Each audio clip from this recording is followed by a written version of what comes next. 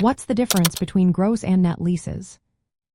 Have you ever wondered how office leases work? Understanding the difference between gross and net leases is key for anyone involved in office lease management.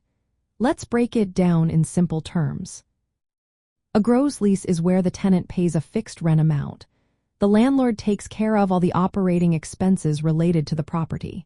This includes property taxes, insurance, utilities, and maintenance costs. For tenants, this means their monthly rent is predictable. They do not have to worry about unexpected costs. This makes budgeting much easier. For office managers, managing a gross lease is straightforward.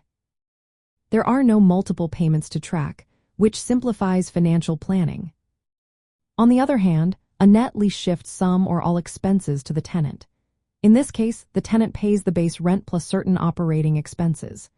These can include property taxes, insurance premiums, utilities, and maintenance fees. There are different types of net leases. For example, in a single net lease, the tenant pays property taxes in addition to base rent. In a double net lease, the tenant pays property taxes and insurance. A triple net lease requires the tenant to pay all property expenses on top of the base rent. This can lead to varying monthly costs based on changes in taxes or maintenance needs. For those in office manager careers, managing a net lease requires more attention.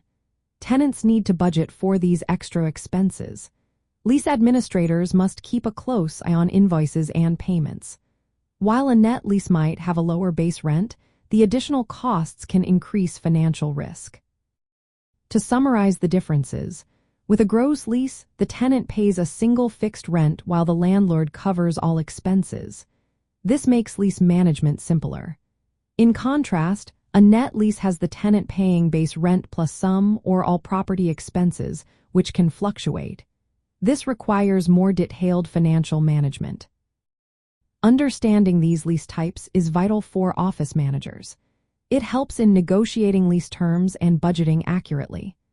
Gross leases offer predictability, while net leases can provide lower base rent but requiring closer monitoring of expenses.